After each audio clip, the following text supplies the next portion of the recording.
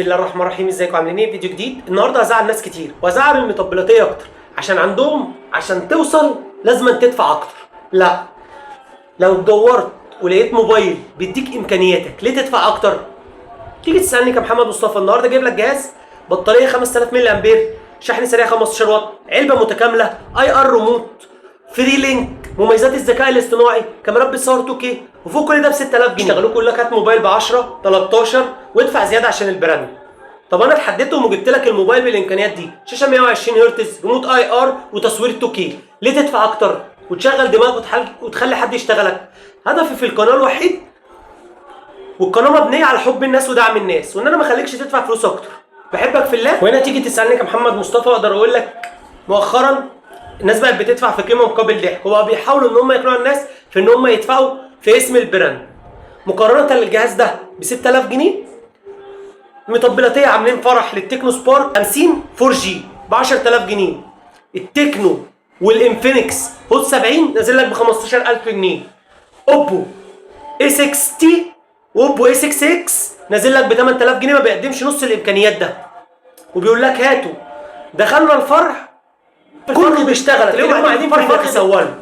امبارح كنت انا قاعد في بيتي لا الاقي ولا عليا، واحده كتبت لي كومنت قالت لي يا محمد يا مصطفى انا بيتعمل عليا حفله في الفرع كده، ممكن تنزل؟ طبعا انا بكره اي حد يشتغل اي حد. نزلت الفرع لقيتهم قاعدين جوه، تشتري فيفو ومعاه مش عارف كام ب 11000 جنيه وضمان ضد الحرق والكسر، تشتري اوبو حضرتك ده احسن من انفينكس وضعف الامكانيات. راحت مكلماني رحت نازل لها قلت لها احنا عاوزين الجهاز ده. جابت 3 اجهزه، سامسونج A07 والجهاز ده وتكنو سبارك 14 برو، وقالت لي خد الجهاز ده راجع عليه. ادام انت طلعت معايا كويس ونزلت لي خد الجهاز ده راجع عليه وفصصه بمعنى اصح.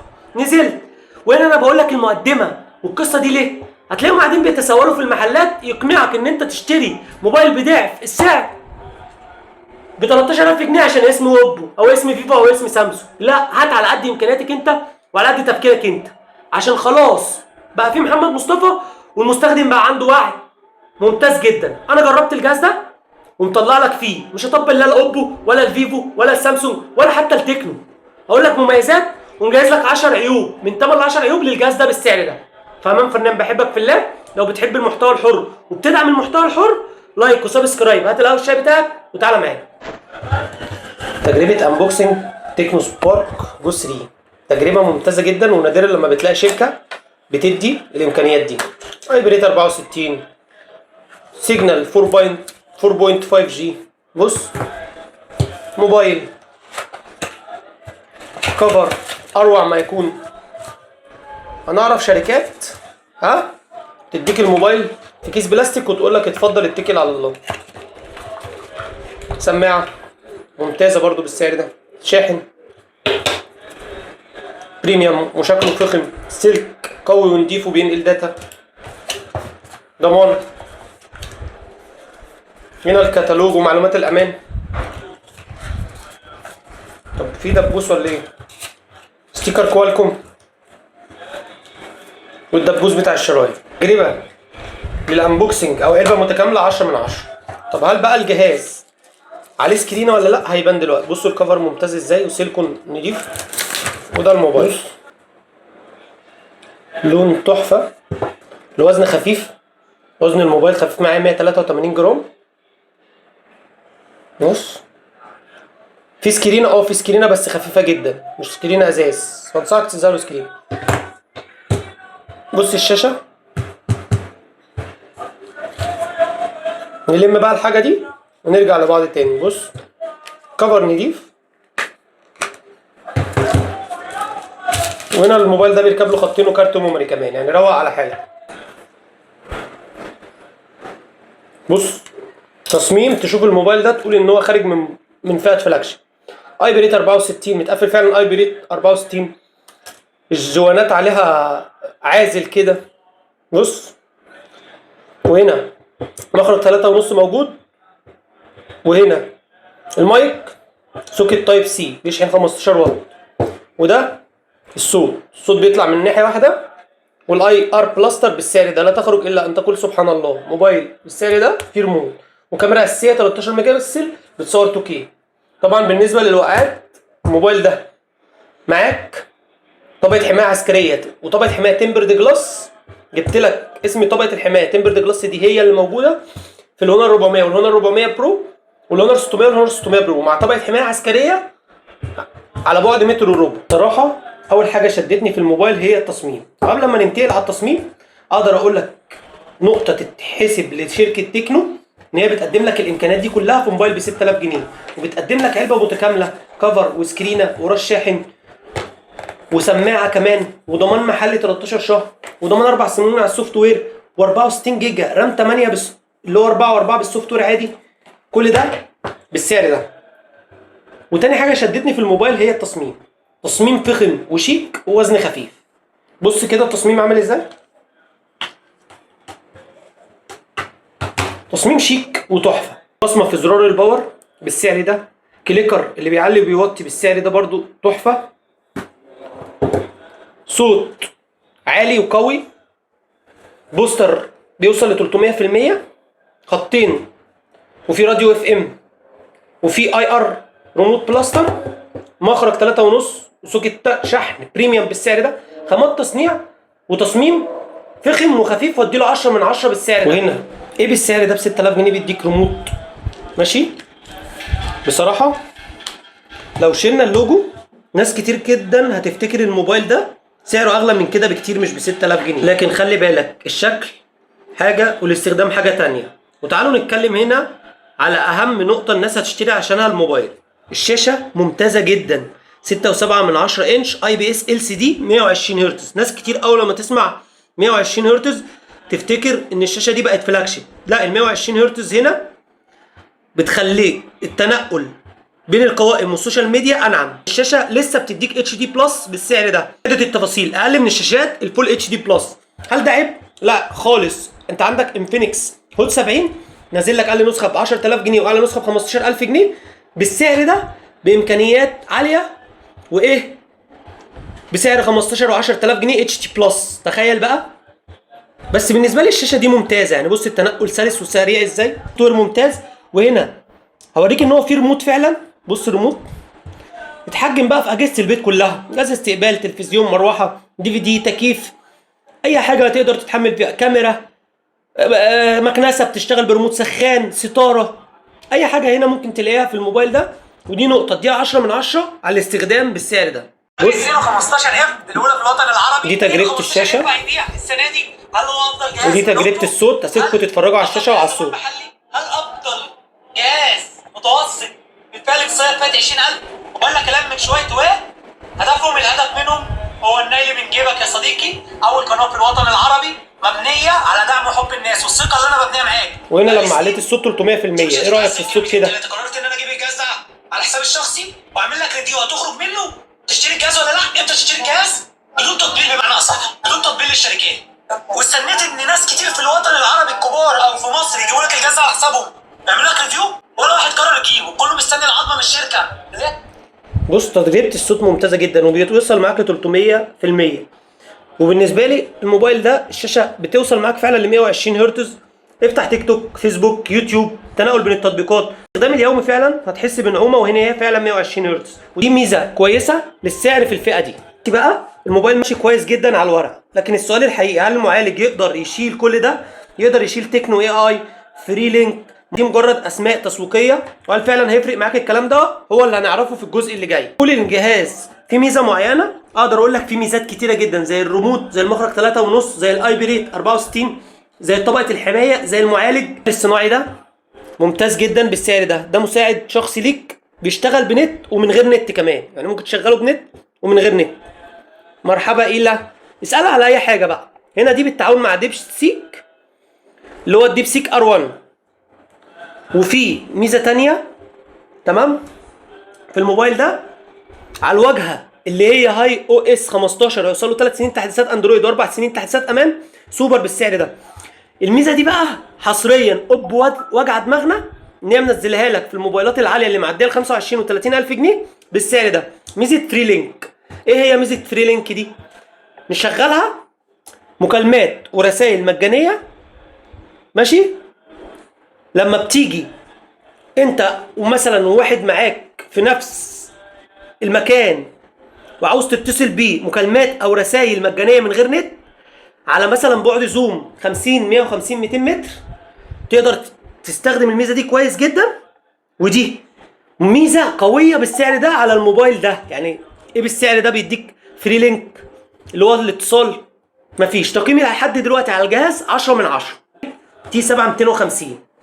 ناس اول لما تسمع المعالج ده تفرح، وناس تانية ما تفرحش. المعالج ده اساسا معمول للاستخدام اليومي، بس على 6000 جنيه بريميوم. انت عندك الفيفو واي 11 ضحك نازل لك بمعالج اقدم من ده ب3 سنين و12 نانو متر، وده 2026. المعالج ده ممتاز جدا بالنسبه لي بالسعر ده، ان هو يستحمل تصوير 2K وانا افرمه بالامكانيات دي على التسعير ده ممتاز. المعالج ده بقى تي 7 250، ماكس كلوك بتاعته 1800 ميجا هرتز، معاك 8 انويه، 6 كورتكس اي 55 1.6 من 10 جيجا هرتز، و2 للمهام الثقيله 1.8 من 10 جيجا هرتز. سرعه النقل كان نفسي تبقى 2.2، لكن الاصدار القديم هي الاصدار القديم 5.1.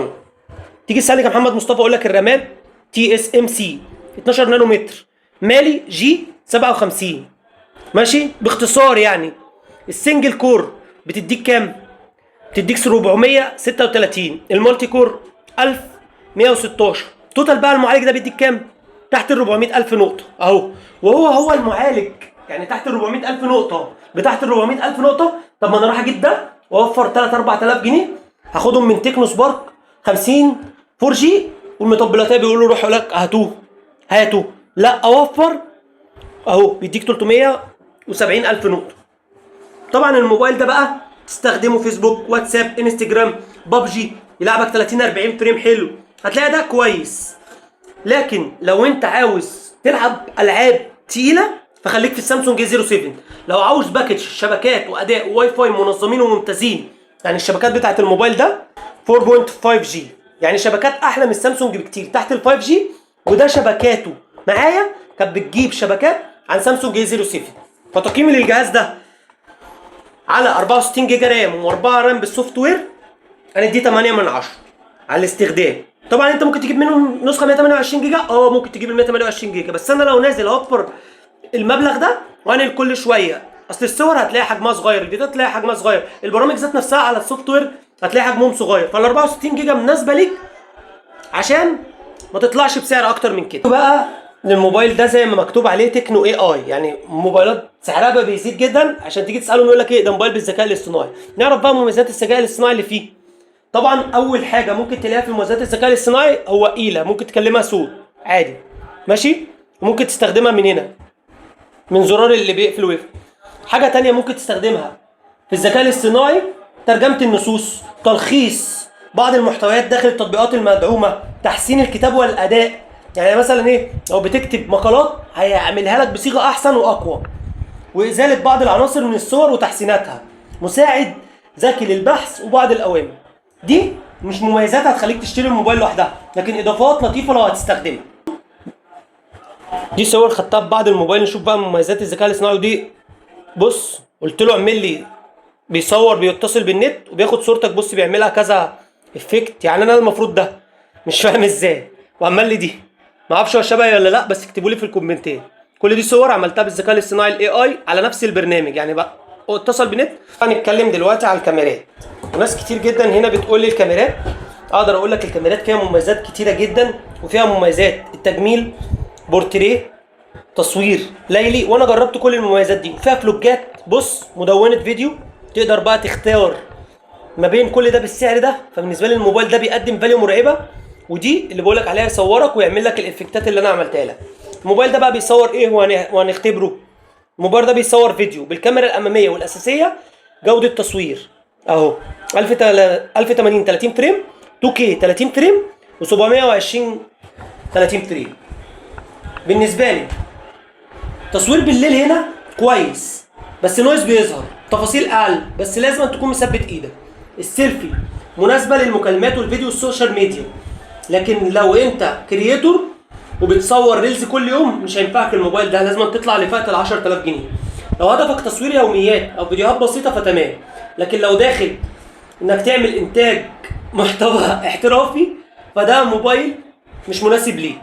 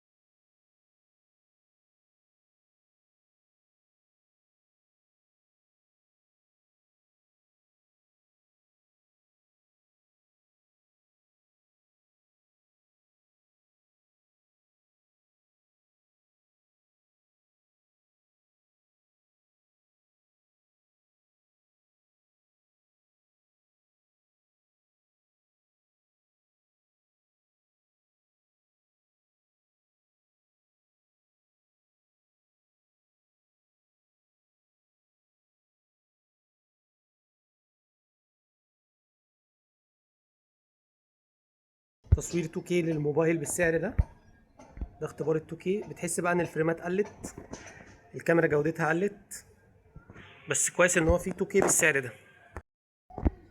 بص ده تصوير 1080 30 فريم، برضه ينفع تزوم لحد 4x. بص كاميرا كويسه على سعرها. تصوير 1080 30 فريم بالموبايل.